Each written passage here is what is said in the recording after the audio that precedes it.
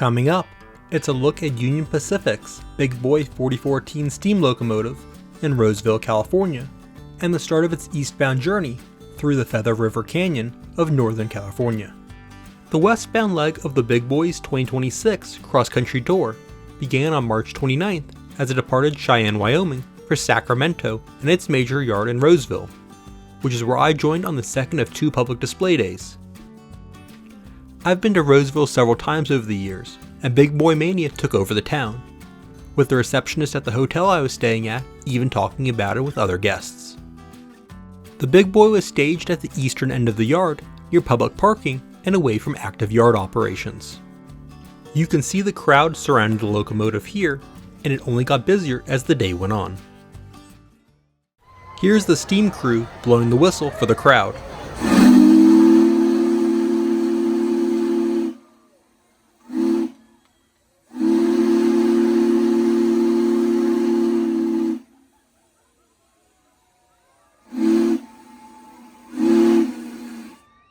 Behind the Big Boy were the two diesels assisting in the trip, the newly unveiled America 250 1776 and Abraham Lincoln commemorative locomotive 1616.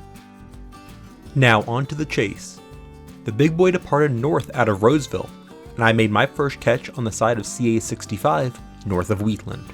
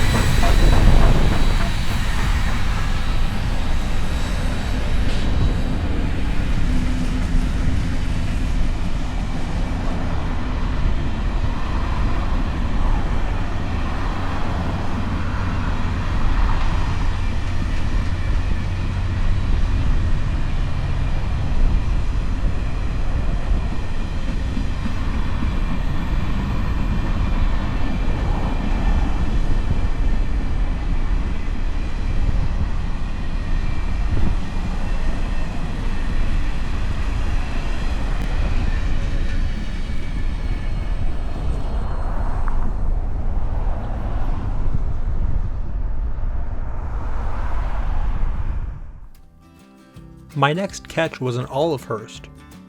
The Big Boy encountered some southbound traffic and needed to stop on a siding. Wishing to avoid the crowds that mobbed around it anytime it stopped, I moved up to where the southbound freight had stopped at a signal waiting for clearance to pass. Here's an abbreviated look at this train.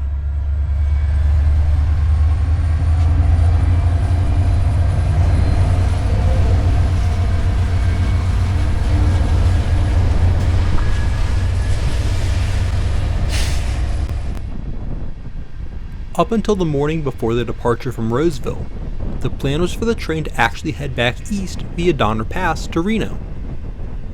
This last-minute change to Feather River Canyon, which it came west via, was due to a major snowstorm arriving, closing I-80 and putting train restrictions in place right when Big Boy would have been passing through the higher elevations of Donner Pass. While the Big Boy could technically make it through as the railroad was open, with the large crowds expected to come out to see it, it would not have been the safest plan for overall public safety. This left me less than 24 hours to learn about this northern departure in Feather River Canyon, after never visiting before, so I was learning on the fly.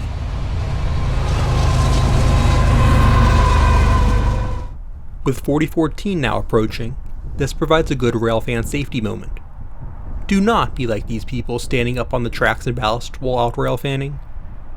Union Pacific asks for railfans to be no closer than 25 feet from the tracks at all times, and this should be followed for all trains, not just the Big Boy.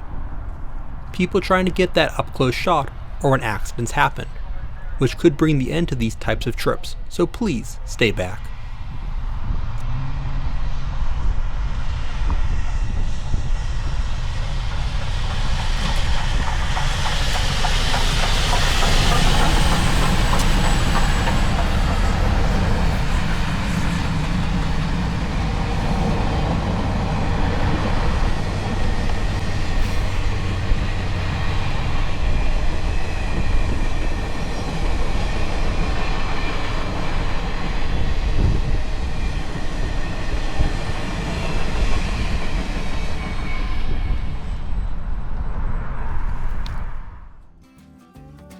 The train moved at a fairly low speed throughout the day. While this was a good thing, it also came with the unfortunate consequence of people attempting to pace the train and backing up traffic, preventing people from being able to get ahead. I wouldn't be surprised if traffic backed up over a mile at some points this day until a passing lane arrived. After dealing with that traffic, I was finally able to get ahead again on the north side of Oroville, at this park overlooking a dam along the Feather River. It was just starting up again after having a servicing stop in Oroville.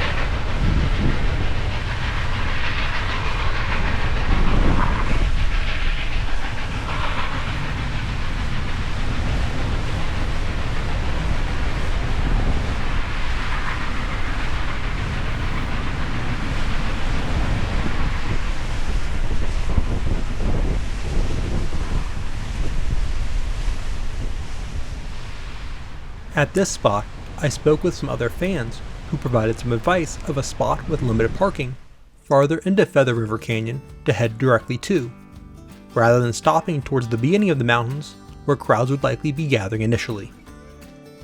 Here near Pulga is where US 70 crosses from the north side of the river to the south on an impressive bridge, with the tracks doing the opposite below. While there is a decent but limited view from along the roadway, this is a spot where the drone can show off, and with limited people around due to the limited parking, I was able to fly without bothering them. This is where I first noticed this high rail truck running in front of the train to inspect the tracks for any rock slides or trees that may have fallen on the tracks due to the harsh weather of the day.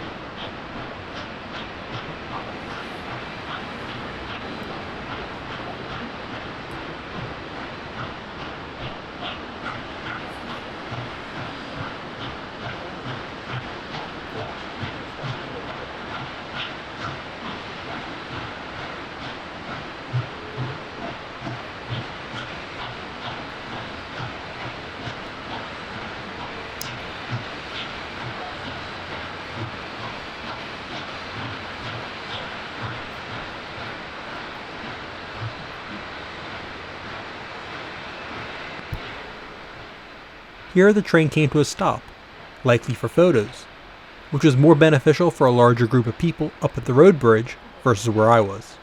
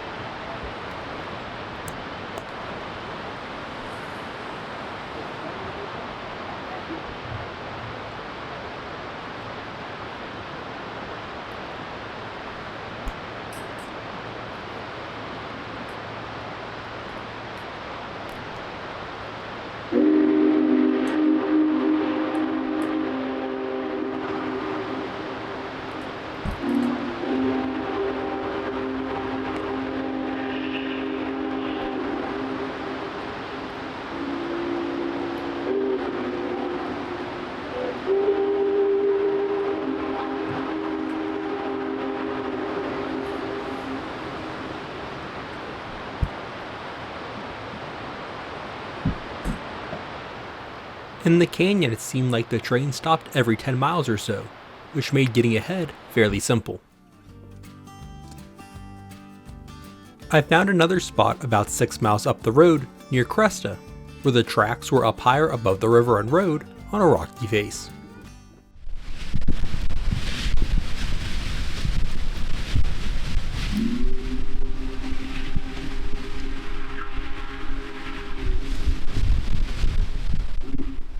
My microphone was not a fan of the rapids below, in conjunction with the rain and train sounds, so I apologize for some of the audio issues at this spot.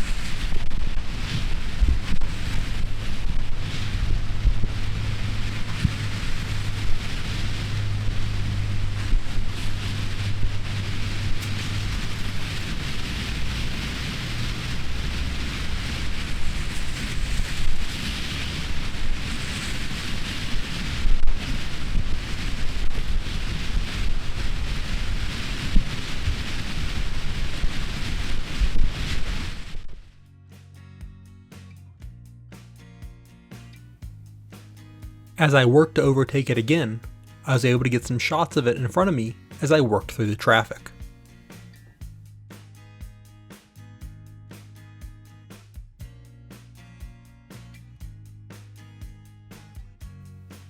After making it through the traffic, I made it to my last stop near Rogers Flat as the train started from another one of its stops.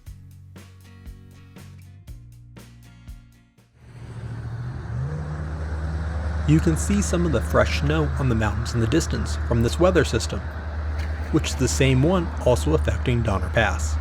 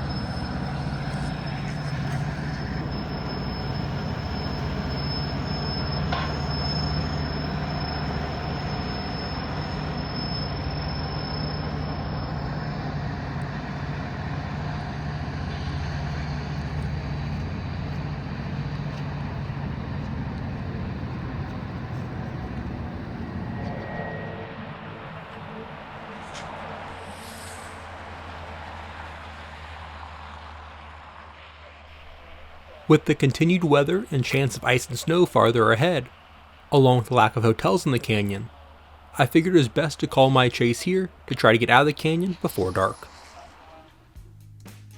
As you've noticed throughout the video, the big boy, water tenders, and 2 diesels are pulling a train of 12 passenger coaches. Here's a detailed look at the consist.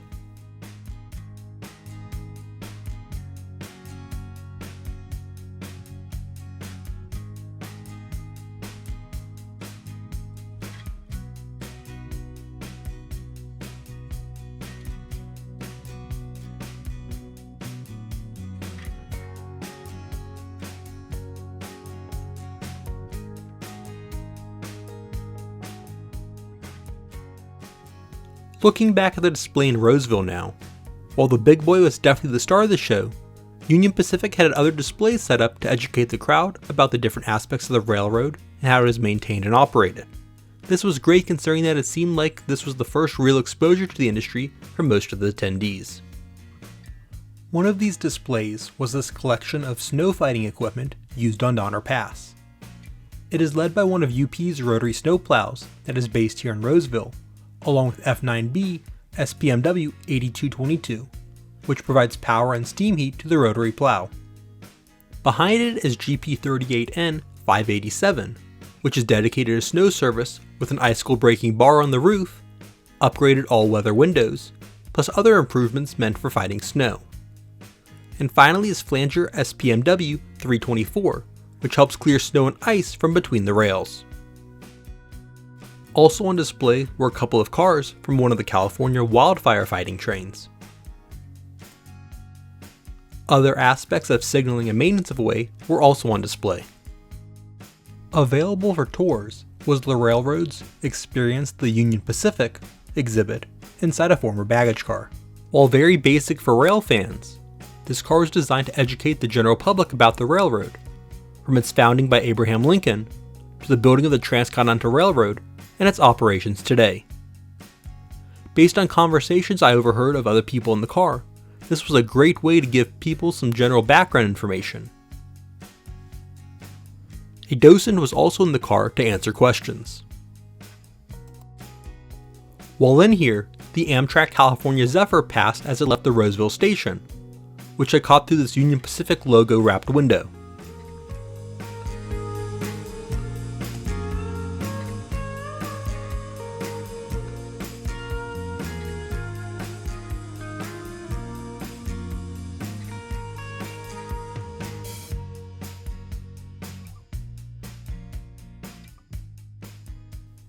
The final portion of the car talked about Union Pacific today.